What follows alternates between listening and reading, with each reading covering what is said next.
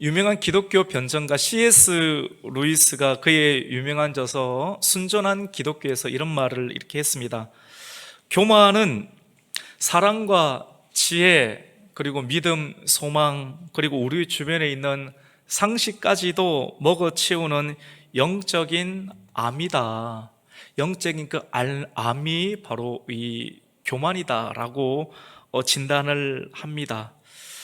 아무리 위대한 하나님의 사역자라 할지라도, 영적인 거인이라 할지라도 교만에 걸리기만 하면, 교만에 빠지기만 하면 누구든지 쓰러지기 때문입니다. 여러분, 하나님께서 가장 싫어하는 죄가 뭘까요? 많은 죄가 있습니다. 거짓말, 음란, 도둑질, 다양한 살인, 미워하는 것, 다양한 죄들이 있는데 그 모든 죄들 가운데 하나님께서 가장 경계하고 싫어하는 죄는 어떤 것인가 하면 바로 교만이라고 하는 그런 죄입니다. 여러분, 어떻게 하면 교만하게 되고 또 교만하면 왜 싫어할까요? 어떻게 하면 교만이 일어나게 됩니까? C.S. 루이스는 변증가이기 때문에 어떻게 하면 교만이 되는가 그 부분들을 잘 풀어놓았는데, 남들과의 비교입니다. 내가 주변을 둘러보니까 남이 가지지 아니하는 그런 탁월함과 월등함이 비교를 통하여서 남이 가지지 않은 것이 나에게 있구나, 내가 남보다 더 아름답구나, 내가 남보다 더 지혜롭구나, 내가 남보다 더 명철이 있구나, 지혜가 있구나, 남이 가지지 아니하는 그런 비교의식, 그 월등함을 통하여서 교만이 만들어진다라고 이렇게 진단을 하게 됩니다.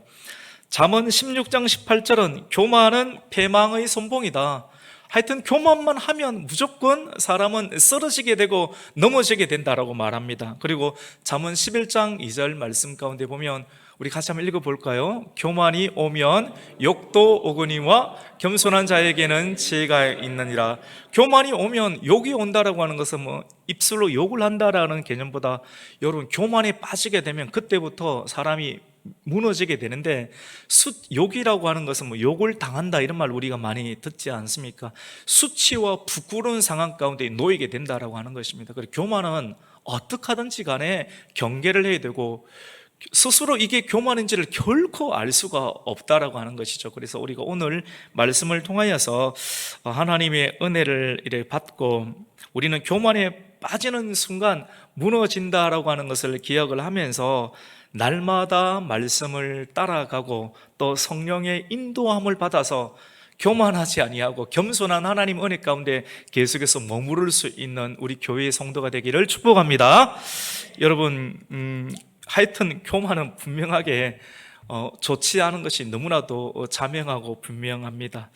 오늘 우리는 생소한 본문인 에스겔서를 대면하고 있습니다. 에스겔, 우리 같이 한번 읽어볼까요? 에스겔. 이름이 굉장히 좀 규모가 있죠. 에스겔, 이렇게. 에스겔. 에스겔은 누굴까요, 여러분? 에스겔은 선지자입니다. 선지자. 하나님의 선지자 있는데, 이스라엘 안에 이스라엘 백성들이 뿌리가 깊은 죄, 우상 숭배에서 빠져나지 못하자 이 뿌리 깊은 죄로 인해서 영적인 암에 걸리게 되었습니다. 여러분, 오늘날 암에 걸린 사람이 이렇게 병원에서 치료해도 잘 되지 않으면 주로 가는 곳이 있죠. 주로 어디로 갑니까? 자연인 보니까 주로 어디로 올라갑니까? 산으로 많이 가죠. 산으로 가서 좋은 공기, 또 좋은 약초, 또 스트레스 없이 평안하게 또 쉬면서 혼자 있으면서 이렇게 암이 치유가 되는 것을 이렇게 보게 되는데요. 이와 마찬가지로 하나님께서 이스라엘 백성 전체의 그런 고질적인 암의, 발음이 안 되죠. 이 암의 문제를 고쳐주기 위해서 산으로 보내셨는데, 바벨론이라고 하는 산으로 보내셔서 암덩어리를 제거하려고 합니다. 그래서 암덩어리를 제거하는데 몇 년이 걸렸을까요, 여러분? 70년이라고 하는 굉장히 오랜 기간 동안 바벨론이라는 산에서 이스라엘 백성들 전체를 이렇게 데려다 놓고 거기서 치유하는 작업을 합니다. 육신의 의사가 있지만도 이 에스겔은 표면적으로는 하나님의 선지자이지만, 말씀을 전하는 선지자이지만 영적인 의사의 역할을 감당하면서 하나님으로부터 오는 약, 하나님으로부터 오는 말씀의 약을 받아서 암에 걸려버렸던, 고질적인 교만의 병에 걸려서 죽을 수밖에 없었던 이스라엘 백성들을 바벨론이라는 산에서 이런저런 노동을 감당하면서 치유케 하는 장면, 그리고 치유하면서 하나님께서 오늘 특별히 에스겔 28장을 통해서 투로 왕 이야기를 해줍니다. 투로 왕 이야기. 투로 왕은 어떤 사람인가? 여러분, 무역을 통해서 굉장히 큰 성공을 거둔 부자가 바로 투로 왕입니다. 그런데 투로 왕에 대해서 하나님께서 평가하는 내용은 참 잘 살았다라고 평가하는 것이 아니라, 투로 왕에 대해서 하나님에 대한 평가는 책망이고, 사실 책망보다는 정확하게 설명을 드리면 여러분이 성경에서 읽고 있는 것처럼 심판하고 있는 말씀을 이렇게 보고 있습니다. 거지와 나사로의 비유에서 우리가 잘 알 수가 있듯이, 거지와 나사로, 거지가 나사로죠. 나사로와 누굽니까, 여러분? 부자 비유. 거지 나사로와 부자 비유에서 알 수가 있는 것처럼, 이 부자는 하나님 나라 들어가기가 동물로 비유하는데, 낙타가 어디로 들어갑니까? 바늘기로 들어가는 것이 거의 불가능하죠.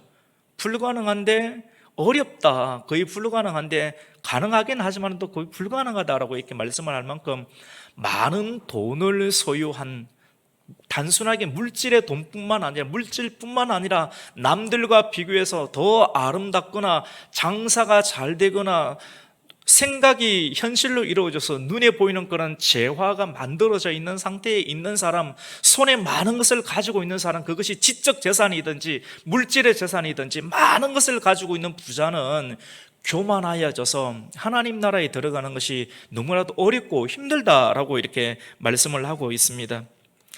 하나님은 바벨론 포로기 속에 있는 이스라엘 백성들에게 영적인 의사와 같은 이 에스겔의 선지자, 또 다른 각도예요. 선지자 뻔한 내용이 아니라 찬찬하게 말씀을 들으면 그 말씀이 스며 들어와요. 우리의 틈바구니 속으로 들어와서 우리 안으로 들어가서 복용만 되면 우리 안에 있는, 내 힘으로 해결할 수 없는 내 안에 있는 절망과 아픔과 오랜 고질적인 습관 가운데 있는 노폐물들이 빠져나갈 수 있는 은혜가 있습니다. 그래서 예배는 참 중요하고, 또 전심으로 또 집중해서 또 사모하는 마음으로 말씀을 듣다 보면 그 약발이 들을 때가 있습니다.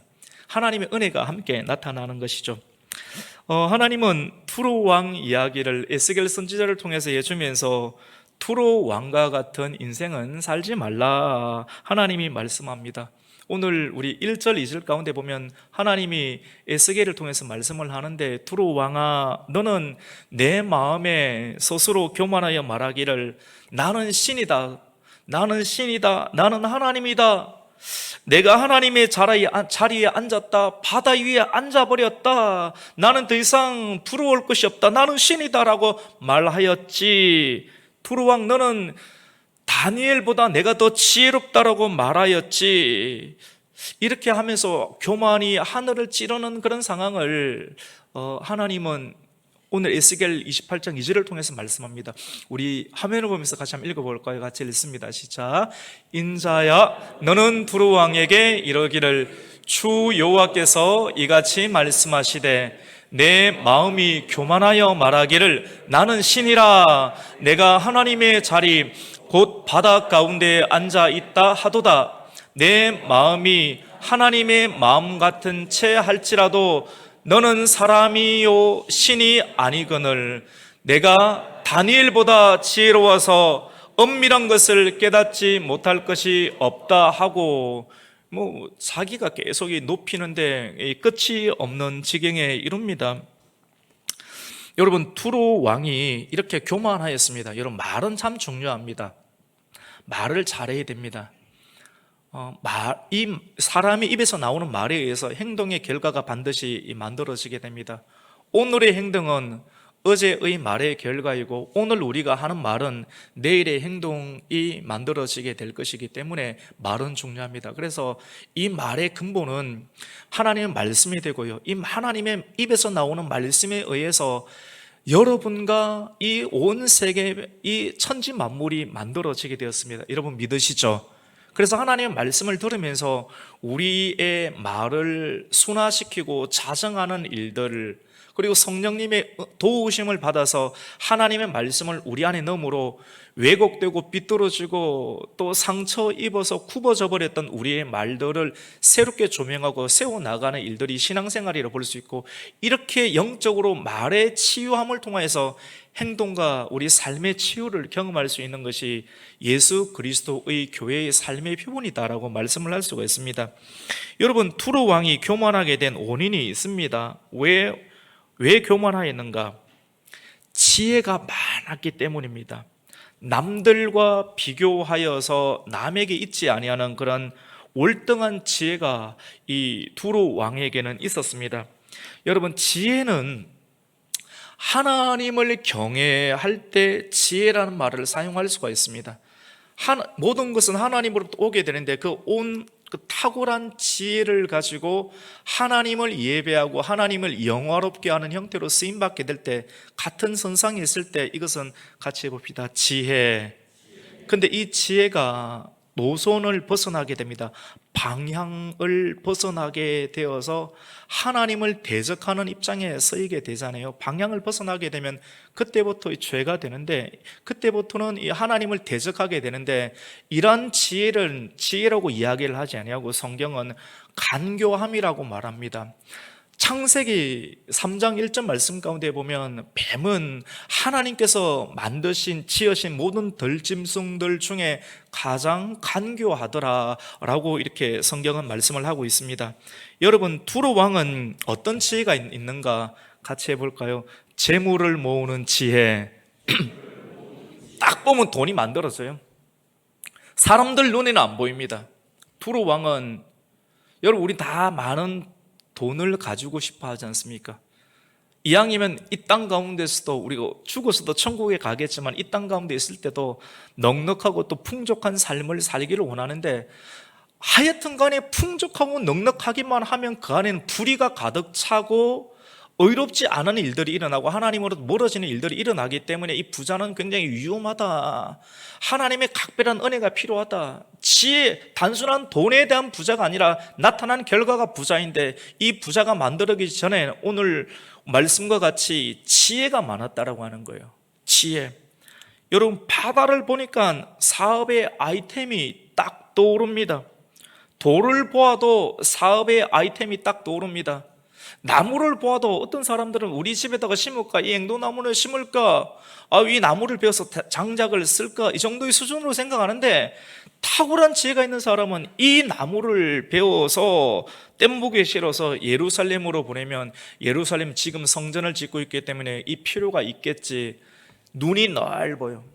장사하는 사람들, 그리고 장사의 폭인으로서 무역을 하는 사람들은 굉장히 내가 가지고 있는 재화, 돌멩이 하나 가지고도 돌을 깎아서 대리석으로 건축의 자재로 쓸 수가 있고, 백향목 하나를 깎아서 성전의 재료로 쓸 수 있고 좋은 대우를 받을 수가 있게 됩니다. 두로 왕에게 나무를 보아도 돈이 되고 돌을 보아도 돈이 되고, 그리고 두로 왕은 무엇보다 이 바다 무역을 잘했는데 바다를 보아도 돈이 되는 길이 보였던 사람이, 이렇게 지혜가 많았던 사람이 바로 이 두로 왕이었습니다. 지혜를 통해서 큰 무역을 감당하게 되고 무역을 통해서 큰 재물을 모았던 사람이 바로 두로 왕입니다. 그러니까 두로 왕은 모든 시대들 가운데 많은 사람들과 친하게 지내고 싶고 주변에 사람들이 많게 모이게 되는 그런 중심 인물이 바로 이 두로 왕이다라고 볼 수가 있습니다. 사람의 생각이 현실로 이루어지면, 생각이 있는데 생각이 현실로 이루어지면 그것은 지혜가 돈으로 만들어지게 되는 상태입니다. 그때부터 주의해야 됩니다. 우리가 믿음을 가지고 영적인 사고활동을 통해서 하나님의 특별한 은총이 우리의 눈에 보이는, 손에 잡히는 소유로 만들어지게 될 때, 그때부터 조심해야 됩니다. 그전에는 없을 때는 괜찮은데 있기만 있으면 부자가 되면 지혜의 부자가 되든지 지식의 부자가 되든지 은사의 부자가 되든지 능력의 부자가 되면 그때부터 하나님을 떠나버리고 하나님을 대적하고 불의가 그 안에서 드러나는 일들이 항상 일어나기 때문에 없을 때부터 충분한 광야에서의 훈련이 준비되지 아니하면 손에 잡히고 소용만 들어가면 많은 사람들이 교만이라고 하는 덫에 덜컥 걸려서 100이면 100 교만의 덫에 걸려버리는 일들이 일어나기 때문에 오늘 설교는 굉장히 저와 우리 모든 여러분들에게 너무나도 실제적이고 중요한 말씀이라고 볼 수가 있습니다. 여러분, 성경은 무역이 많은 부로왕의 교만으로 인해서 멸망을 당하는 장면을 오늘 말씀은 기록을 하고 있습니다. 오늘 우리가 함께 28장 1절에서 5절까지만 읽었지만 사실 1절부터 한 19절까지 다 읽어야 되는 내용인데 우리가 말씀을 통해서 한번 살펴볼게요. 우리 16절 말씀 같이 한번 읽습니다. 시작. 내 무역이 많음으로 내 가운데 강포가 가득하여 내가 범죄하였도다. 너 지키는 구루바, 그러므로 내가 너를 더럽게 여겨 하나님의 산에서 쫓아냈고 불타는 돌들 사이에서 멸하였도다. 여러분, 이 성경은 단순한 이야기책이 아니라 단순한 역사책이 아닙니다. 굉장히 신령하고 오묘합니다. 그래서 성경을 많이 읽으면 이 성경 안에는 하나님의 지혜가 있습니다. 여러분 믿으십니까? 지혜가 많습니다. 그래서 성경을 많이 인격적으로 이걸 가지고 이용하려고 하면 이용하는 정도로 이렇게 만들어지고요, 이용하는 단계보다 더 큰 마음을 가지고 하나님의 뜻을 알아가려고 하나님의 마음을 알고 싶습니다. 순수한 동기를 읽게 되면 하나님의 큰 역사, 굉장히 큰 역사가 성경을 읽는 자들의 마음 가운데 막 별처럼 쏟아내리게 되는 일들이 일어나죠. 그런데 오늘 우리가 방금 16절을 읽었는데 16절에서 하나님께서 두로 왕에게 하는 하나님의 말씀 가운데 두로 왕을 보고 하나님은 뭐라고 합니까? 너 지키는 뭡니까 여러분? 그루바, 이런 말이 나오죠. 내 무역이 많음으로 너 지키, 같이 봅시다. 너 지키는 그루바. 뭐 그룹을 지어서 지켰다, 영어 GROUP, 이 그룹이 아닙니다. 성경에 보면 천사의 상태, 영적인 피조물인 천사 중에서 가장 굉장히 하나님의 보좌 주변에서 하나님의 보좌를 수종도는 그런 높은 단계에 있는 천사를 같이 봅시다. 케루빔. 이 한글 성경에는 그것을 그룹이라고 이렇게 적고 있습니다. 근데 여러분, 내가 너를 더럽게 여겨서 하나님의 산에서 쫓아냈다. 표면적으로는 두로 왕에게 이야기하는 것처럼 보이지만도 표면적인 두로 왕을 장악하고 있는, 마치 창세기 말씀 가운데 3장에 뱀을 장악하고 있는 사단에게 하나님께서 말씀을 하듯이 두로 왕을 장악하고 있는, 두로 왕을 교만하게 만들었던, 그가 남들보다 하나님께 주신 은사, 아름다움과 무역을 잘하는 수많은 돈을 가지고 교만하였던, 교만의 근본이 되었던 그 안에 있는 대상에게 하나님은 말씀합니다. 내가 너를 더럽게 여겨. 너는 지키는 그룹이었지. 이 그룹이 지금 두로 왕에게 들어가 있는 건 내가 알고 있다. 하나님의 손에서 내가 너를 쫓아내었지 않느냐. 그리고 불타는 돌들 사이에서 내가 멸하였다라고 이 말씀을 합니다. 여러분, 두로 왕에게 말하는 것처럼 보이는데 하나님의 보좌를 지키는 그룹의 직분을 받았던 그러한 사탄 또는 마귀, 또 성경의 번역 가운데에는 이것을 두고 같이 봅시다. 루시퍼란 말을 쓰기도 하거든요. 사단의 또 다른 이름입니다. 여러분, 사단은 교만하여서 타락을 했습니다. 지키는 그룹이었던, 하나님으로부터 직분을 그렇게 받았고, 직분을 로마서 13장 말씀 가운데에서도 모든 권세 있는 자들, 자들은, 이 권세는 하나님으로부터 왔다고 했는데 그 직분, 위정자의 직분을 감당하는 권세가 있게 되는데, 능력과 권세를 받고 이 다른 어떤 피조물보다 높은 위치 가운데 있어서 비교해 보니까 내가 탁월하니까 이 탁월함을 가지고 이 탁월함을 주신 하나님께 더 엎드리고 경배하고, 나에게 남들보다 더 큰 재능을 주신 하나님께 경배하고 하나님을 인정해야 되는데, 그러한 방향으로 쓰지 아니하고 사단은 하나님과 비교려 하고 하나님을 대적하는 형태로 자신의 삶을 이렇게 살아가게 되었습니다.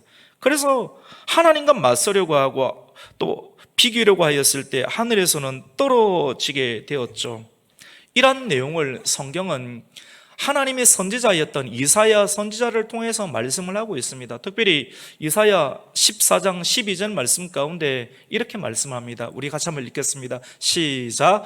너 아침의 아들 계명성이여, 어찌 그리 하늘에서 떨어졌으며 너 열국을 엎은 자여, 어찌 그리 땅에 지켰는고. 너 아침의 아들 계명성이여, 요게 이제 사단이라는 거거든요. 어찌 그리 하늘에서 떨어졌는가. 원래는 하늘에 있었지만 떨어졌는가. 열국을 땅바닥에 깨어버리고 열국, 하나님의 나라 가정과 공동체와 교회를 깨버린 자여, 어찌 그리 떨어져서 직분을 파괴하고 땅으로 찍혀버렸는가 라고 말씀을 합니다.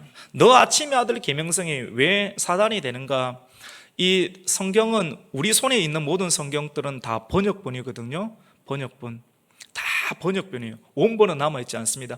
사본에서 번역본으로 번역본인, 원래 사본은 구약은 히브리어고 신약은 헬라어인데, 이런 사본들을 가지고 영어로 이렇게 번역하고, 영어에서 선교사들이 우리나라 들어오면 한글로, 일본어로 번역하게 되는데, 번역본들 중에서 영국에서 번역하였던 이 험정역 케인 제임스 버전에 보면 이 부분을 이렇게 루시프라고 합니다.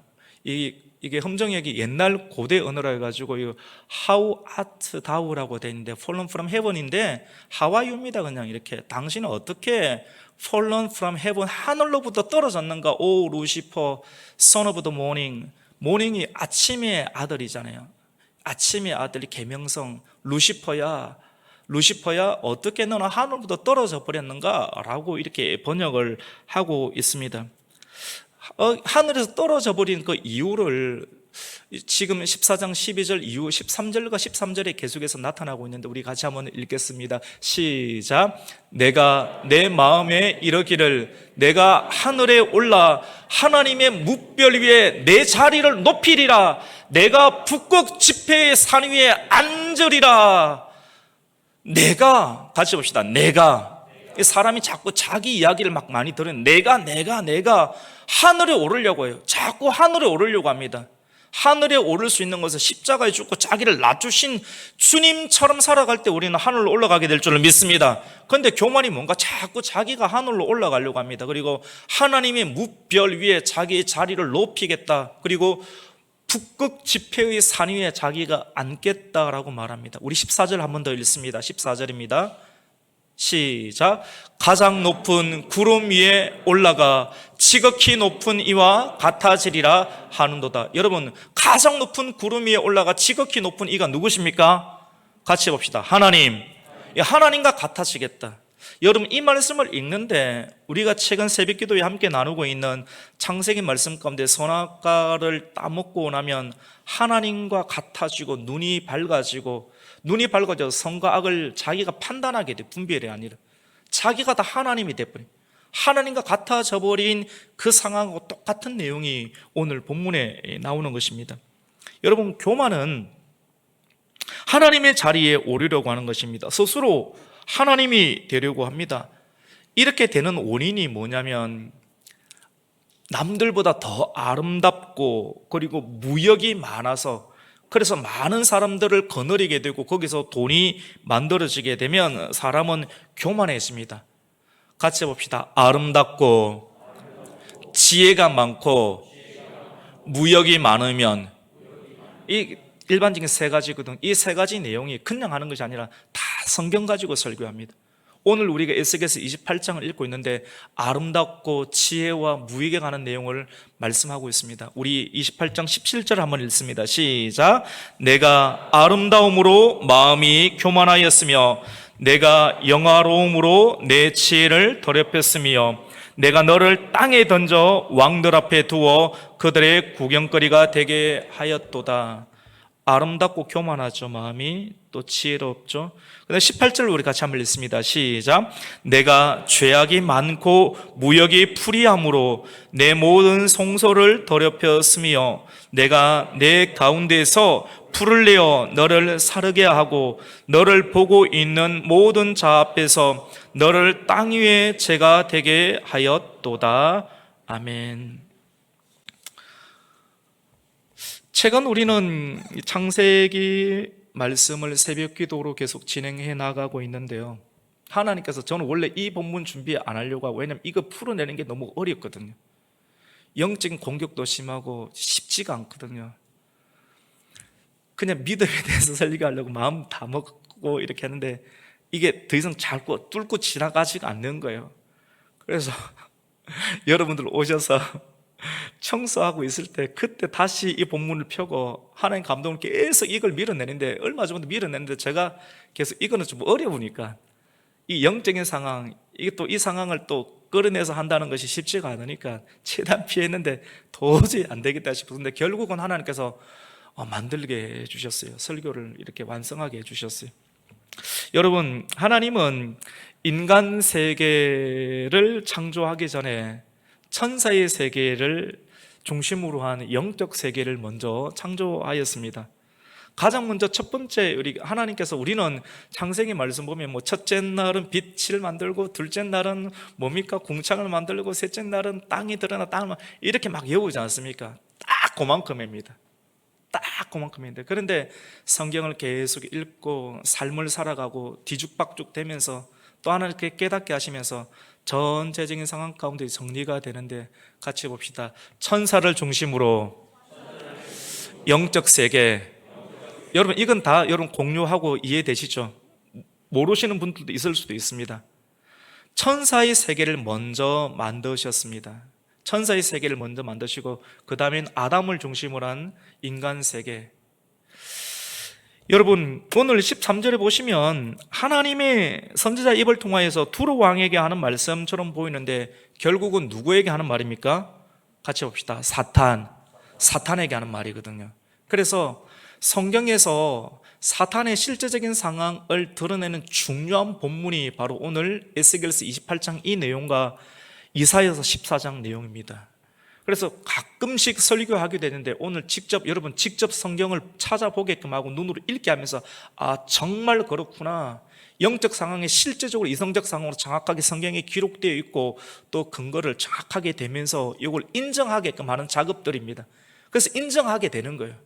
사단의 존재가 있구나, 귀신의 존재가 있구나, 하늘에서 떨어졌구나, 그리고 우리의 마음을 헤집을 수 있구나, 교만이 이런 식으로 형태가 나타날 수 있는 거는 그 영적인 실체의 길을, 이런 뭔가를 뿌려가지고 그 길들을 지뢰밭을 알게 하는 어떤 중요한 설교라고 볼 수가 있습니다.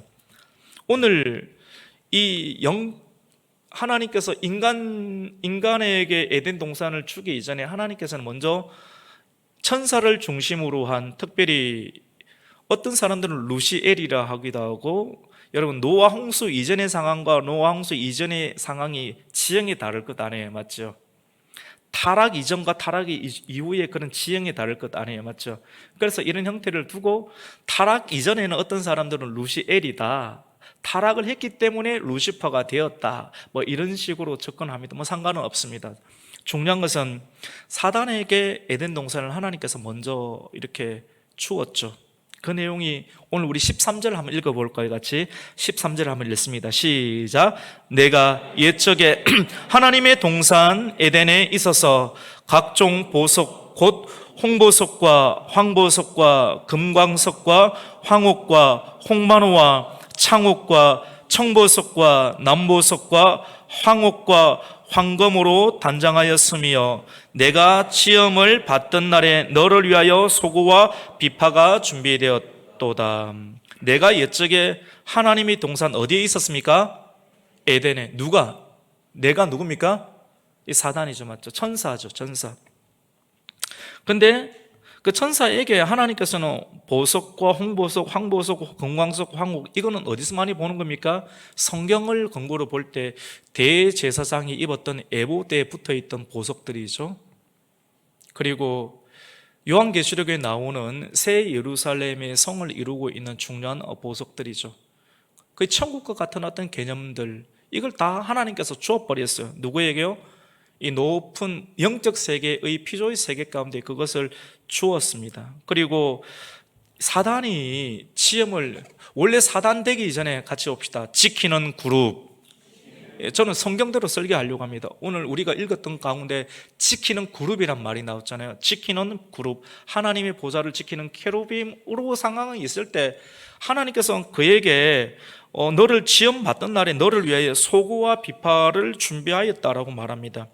황금으로 단장하게끔 했고, 그리고 그 지키는 그룹, 떨어졌을 때는 사단이 되었지만 놀라운 예식, 비파와 또 수금으로 이루어진 높은 수준 높은 상황을 많이 대우를 해주었습니다. 하나님은 이렇게 영화롭게 영적인 세계를, 피조를 이렇게 만들으셨는데 사단은 하나님께 영광을 돌리기보다는 어떻게 합니까?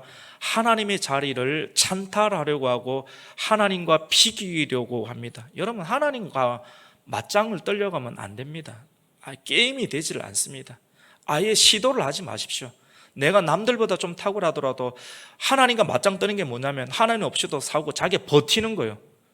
성도님들 가운데 버티는 분은 엄청 많습니다. 교만의 증거입니다. 그런데 자기 자신이 교만한지 몰라요. 뭔가 믿는 구석이 있거든요. 믿는 구석이 있기 때문에 한번 버텨보는 거고 그룹을 짓는 거거든요. 굉장히 중요해요. 자기 자신이 몰라요. 내가 교만하다, 버틴다는 겁니다. 근데 겸손해지 사는데 버티면 그때부터 패망의 선봉이고 욕을 보게 되고 수치와 부끄러움을 당하게 되는데 이 말을 해줘도 못 알아듣고 결국은 무너지는 일들을 우리가 많이 경험을 하게 됩니다.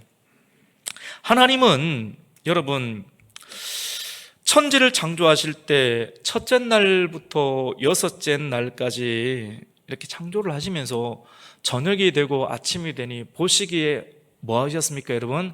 좋았더라고 했는데 둘째 날 그런 말이 있습니까, 없습니까, 여러분?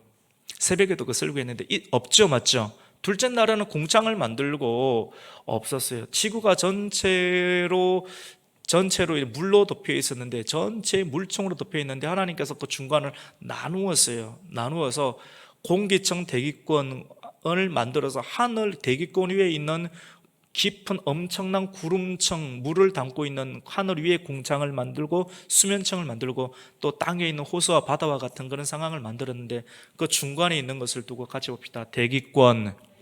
성경은 이걸 같이 봅시다. 궁창. 이 궁창이라고 하는데 이 궁창에 뭐가 있느냐면 사단이 있습니다. 사단이.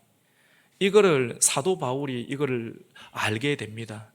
하나님의 삼층층 하늘, 셋째 하늘까지 올라가면서 영적인 신비를 다 알았으니까 모세가 기록하였던 창세기의 내용부터 모세오경을 다 해석할 수가 있게 되었거든요. 하늘나라를 가봤기 때문에. 그래서 성경을 다 풀어서 설교할 수 있었고 기록을 할 수가 있었습니다.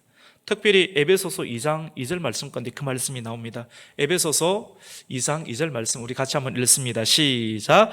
그때 너희는 그 가운데서 행하여 이 세상 풍조를 따르고 공중의 권세 잡은 자를 따랐으니 곧 지금 불순종의 아들들 가운데서 역사하는 영이라. 예수 믿기 전에 다 저거 따라간다는 겁니다. 저거 따라가고 저거 따라가는 사람들의 특징이 육체의 정욕과 안목의 정욕과 이생의 자랑 가운데 빠져서 그것이 최고인 줄 알고 그것을 드러내는, 두로 왕처럼 되고 싶어하고 두로 왕의 무리 가운데 무역하려고 하는 사람들이 다 모인다라고 하는 것이죠.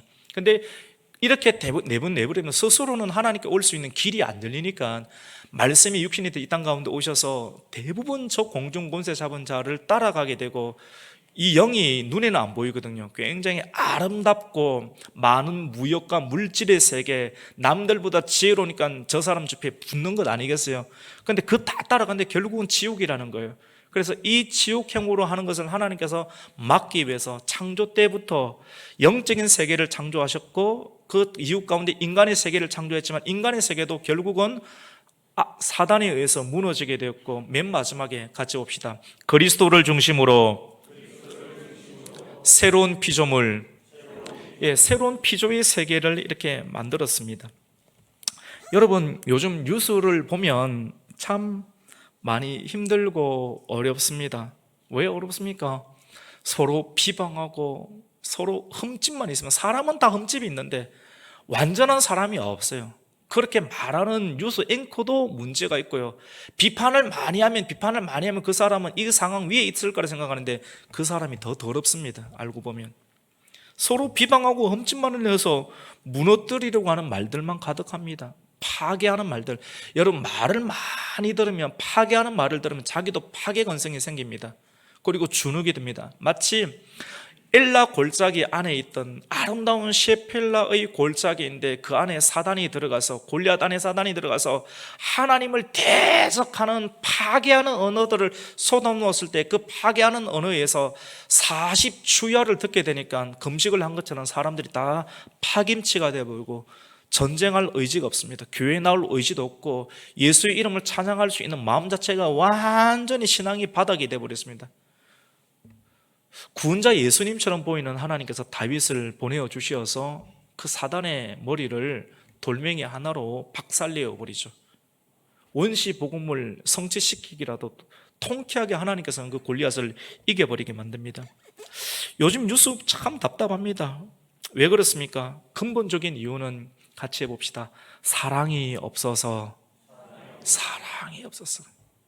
사랑이 없는 사람의 특징은 이해하려고 하지 아니하고 내가 판단하고 내가 옳다고 여기는 걸 끝까지 주장하고 내 말을 듣지 않으면 다 적이 되는 것입니다.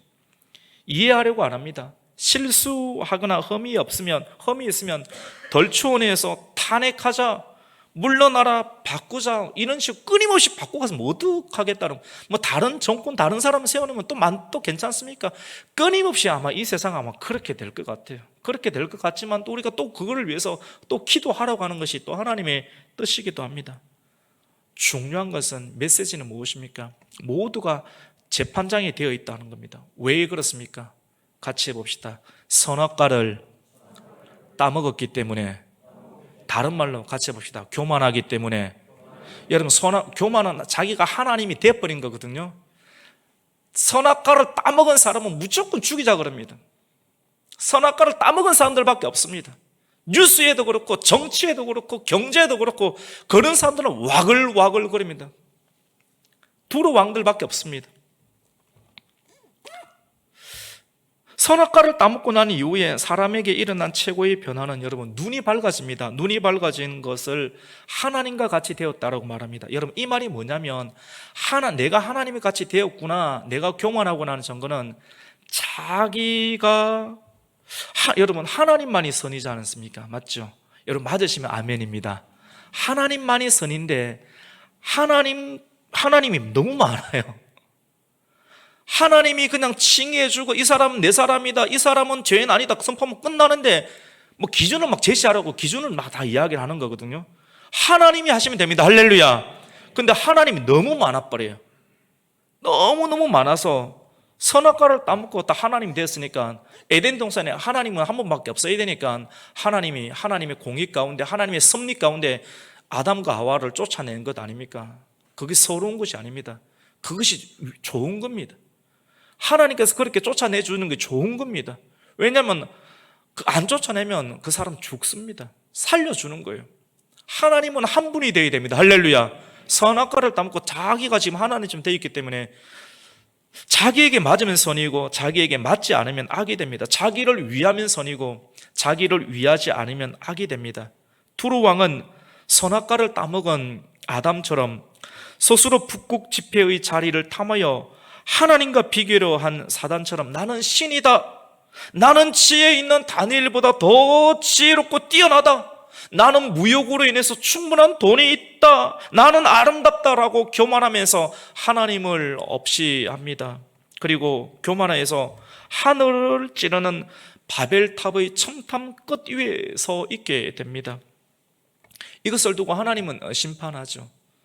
사람들은 바벨탑의 그 첨탑 위에 끝에 있으면 그것이 성공이라고 보는데 그것이 죽는 자리인지도 모르고 막 같이 달려가고 그룹을 짓고 쫓아가게 됩니다.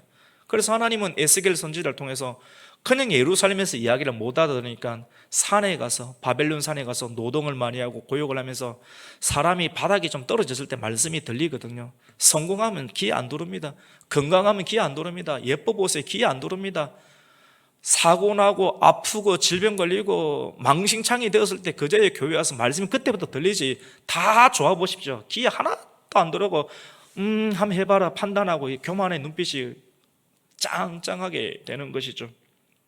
여러분, 하나님은 사단에게 주었던 에덴을 빼앗아서 아담을 중심으로 한 새로운 세계를 열었습니다. 하지만 뱀의 꼬임을 받고 사단에 의해서 결국은 스스로 하나님이 되고자 하여서 에덴에서 쫓겨나고 말았습니다.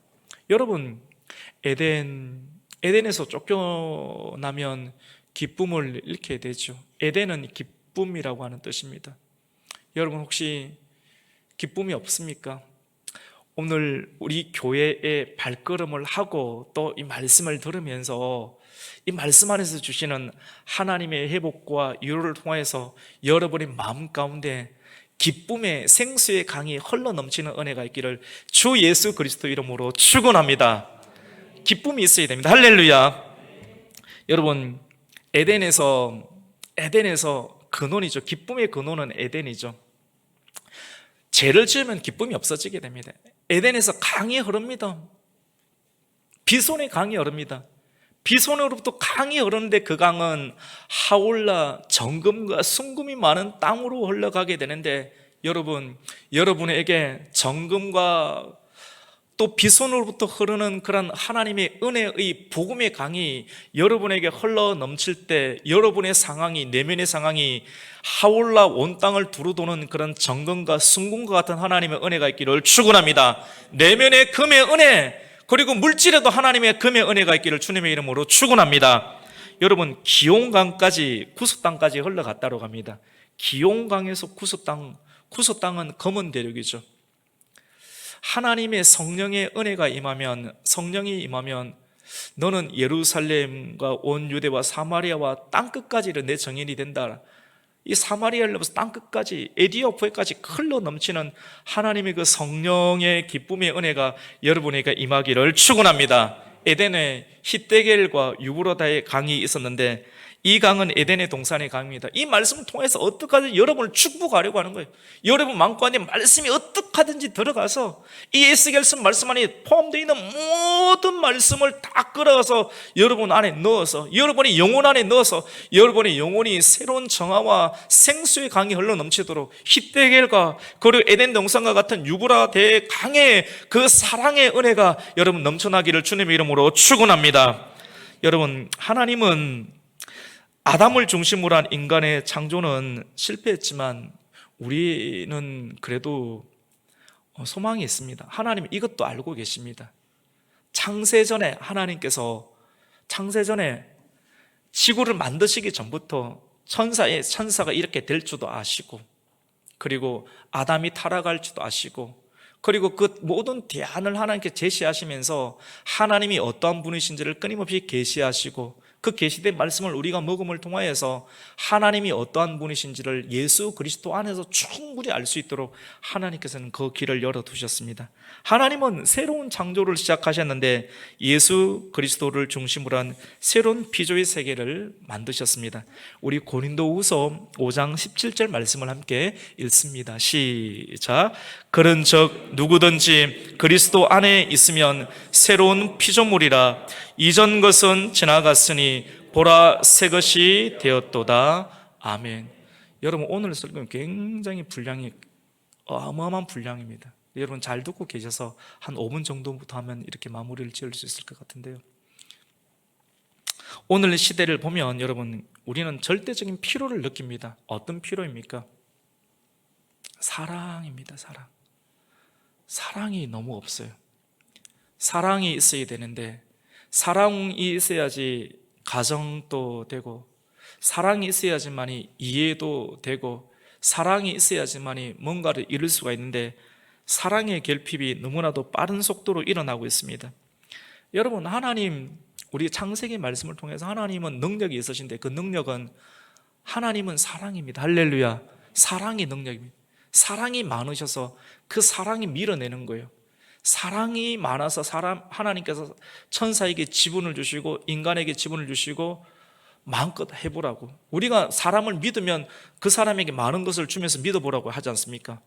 또 배신할 걸 알면 또 주지 않습니까? 뭐가 많아서요? 사랑이 많아서.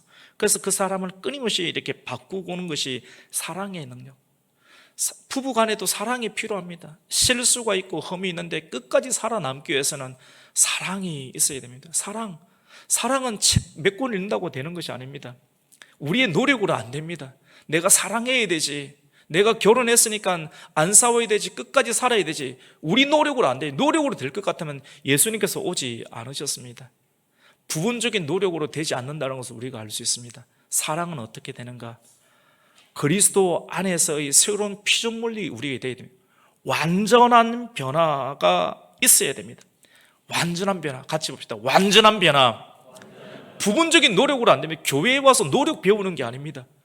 예수를 믿는 그 자체가 완전한 변화입니다.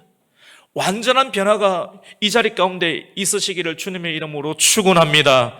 완전한 변화. 성경은 그것을 두고 성령으로 거듭난다라고 하는 말을 쓰게 됩니다. 성령으로 거듭나면 사랑하게 되죠. 국회의원이었던 니고데모가 이 사랑을 너무나도 회복하고 싶어 성경에서는 어떻게 하면 영생을 얻겠습니까? 영원히 살고 싶은 것 하나님 아니겠어요? 하나님 나라 아니겠어요? 하나님의 사랑 아니겠어요? 이 사랑에 자기가 너무나도 결핍이 있으니까 이 사랑을 위해서 예수님을 찾아서 질문합니다. 내가 어떻게 다시 사랑할 수 있을까요? 저는 이렇게 성경을 읽어버렸습니다. 예수님은 말합니다. 물과 성령으로 거듭나야지만이 영생을 얻을 수 있느니라. 물과 성령으로 거듭나야지만이 성령의 세례를 받아야지만이 완전한 변화, 중생의 은혜를 입어야지만이 우리가 하나가 될 수가 있고 교만하지 않을 수 있고 사랑할 수 있습니다. 같이 봅시다. 그래서 사랑입니다. 오늘 제목입니다. 한 번 더 해봅시다. 그래서 사랑입니다. 옆에 분들은 손 안 잡고 손 잡을 수 있는 분들만 손 잡고 한번 인사합시다. 그래서 사랑입니다. 사랑밖에 없습니다. 사랑이 답입니다. 여러분의 가정에 하나님의 사랑이 임하기를 축복합니다. 하나님 비송과 같은 사랑, 기용과 같은 사랑, 히데겔과 유보라 같은 하나님의 사랑이 여러분의 가정과 여러분의 자녀와 여러분의 기업 가운데 임하기를 축원합니다. 부분적인 노력으로는 안 됩니다. 원천적인 변화, 성령의 중생의 변화로 우리를 새로운 피조물이 될 수가 있습니다. 오늘 이 말씀을 통해서 부분적으로는 안 되는구나. 여러분 담배 혹시 태우시는 분이 있습니까? 담배 한번 피워보셨죠? 한 번씩은. 안 피워보신 분도 있는데 근데 이걸 그냥 끊으려고만 잘 안 끊어집니다. 하나님의 성령을 받아야지만 끊어집니다. 할렐루야. 예를 들어서 담배입니다. 뭐 술이든지 중독이든지, 중독의 영역이 대단하잖아요. 구타, 폭력, 엄난, 다양한 어마어마한 중독이 있는데 이거 어떻게 끊습니까? 노력으로는 안 됩니다. 예수 그리스도를 믿음으로 성령의 능력을 받게 될 때 사랑할 수 있고 그 사랑을 우리가 체험하게 되면 그때부터 변화가 일어나게 됩니다. 사단이 실패하였고 에덴 동산에서 아담이 실패하였던, 그래서 둘째 아담으로 마지막 아담으로 오신 예수 그리스도를 믿음으로 예수 그리스도 안에 있는 무한한 사랑을 우리가 받음으로 말미암아 그리스도 안에서 같이 봅시다. 새로운 피조물. 여러분 이 말씀을 기억하세요. 여러분은 새로운 피조물인 줄 믿습니다. 새로운 피조물, 새롭게 돼야 돼. 새로워져야 돼. 새로워지지 않으면 안 됩니다. 새로워져야 됩니다. 예수님을 믿으면 새로워져야 돼요. 새 마음을 가져야 됩니다. 새 영을 받아야 됩니다. 새 방언을 받아야 돼요. 새 노래로 하나님을 찬송해야 돼요. 하나님의 새 영, 새 기분, 새 은혜, 새 말씀을 받고 새 기분과 새 마음으로 날마다 살아야지. 그것이 사랑입니다. 그 사랑, 새 마음이 새로운 그리스도 안에서 내가 새롭게 날마다 죽고 부활하는 새로운 능력을 받아야지만이, 여러분 왜 교만합니까? 많은 것을 가지면 교만하고 죽는, 사랑이 뭡니까? 같이 봅시다. 버리는 것입니다. 갖고 있으면 아깝죠. 딱 교만한, 딱 걸림버린. 사랑은 막 주는 겁니다. 용서하고 주고 나누고, 그래 살 수 있습니다. 날마다 죽노라. 안 죽으면 새로운 것이 일어날 수 없습니다. 오늘 이 말씀을 통하여서 그래서 사랑입니다. 사랑하지 아니하고 이렇게 살지 아니하고 그냥 버티면 그냥 교만에 덫에 걸리고 두로 왕과 같은 심판을 받게 되는데, 오늘 이 말씀을 듣는 우리 성도 여러분들이 한 사람도 두로 왕과 같은 심판을 받지 아니하고 그리스도 안에서 새로운 피조물의 은혜를 입어서 지금부터 사랑하며 중생의 역사, 칭의로 우리를 새롭게 하시고 중생으로 우리를 거듭나게 하신 하나님의 역사, 우리를 양자로 삼으신 역사, 끊임없이 지속적으로 우리를 개관하시는 성령님의 중생과 하나님의 성령님의 우리를 성하신 하나님의 은혜로 날마다 새로운 피조물로 살아가시는 새 피조물이 되시기를 예수 그리스도 이름으로 축원합니다. 아멘. 오늘 이 말씀 붙잡고 한 2분 정도 기도했으면 좋겠습니다. 하나님, 나에게 사랑을 회복시켜 주시고, 하나님, 부분적인 노력에는 한계가 있습니다. 계속 실패합니다. 하나님, 전적인 변화를 주시옵소서. 전적인 변화, 우리 영의 변화, 사단의 강력한 턱에서 노임받을 수 있는 성령의 은혜를 주시고 사랑하게 해달라고 주님의 이름 한번 외치며 기도합니다. 주여, 하나님, 우리에게 사랑이 필요합니다. 사랑 없이 살아갈 수가 없습니다. 많은 것을 소유하고 있습니다. 아름다움도 있습니다. 지혜도 있습니다. 돈도 있습니다. 하지만 나에게 사랑이 부족합니다. 주님이 사랑이 부족하면 교만해서 두루방처럼 심판을 받게 됩니다. 주님, 영원한 지옥불에 들어가게 됩니다. 주님, 오늘 이 말씀을 통하여서 아버지는 우리의 노력으로 되지 않습니다. 주님, 완전한 변화가 필요합니다. 우리 영의 새신이 필요합니다. 물과 성령으로 거듭나야 됩니다. 신앙은 액세서리가 아닙니다. 주를 알아보러 땅은 액세서리가 아닙니다. 주님, 완전한 변화가 필요합니다. 니고데모가 정말 사랑에 대한 하나님의 간구함으로, 영생에 대한 목마름으로, 하나님의 사랑에 대한 간구함으로 예수님께 내가 어떻게 사랑할 수 있습니까? 어떻게 영생을 얻을 수 있습니까? 물과 성령으로 거듭나야 된다. 주님, 우리에게 새 마음이 필요하며 새 영이 필요하며 새 기분이 필요하며 하나님, 우리에게 새 수를 부어주시옵소서. 성령 안에서 새로운 피조물이 되게 하여 주시옵소서. 아버지 하나님, 지난날에 수치와 가후로 되풀이 되는 인생이 아닌 아버지 뚫고 지나갈 수 있고 돌파할 수 있고 새롭게 일어날 수 있는 좌절의 늪에서, 낭망의 늪에서 일어날 수 있는 주님, 날마다 범죄하는 모든 상황에서 새롭게 그리스도의 피조물로서 더 이상 선악과를 따먹지 않는 하나님의 사람, 교만하지 않는 사람, 겸손한 하나님의 사람 될 수 있도록, 사랑할 수 있도록 하나님 은혜를 베풀어 주시옵소서.